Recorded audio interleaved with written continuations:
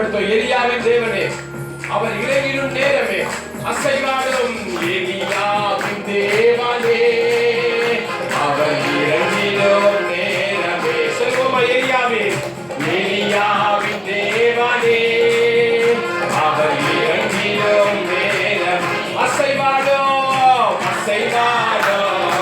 அனலாக்கும் எங்கள் அக்கினி ஜுவாலை.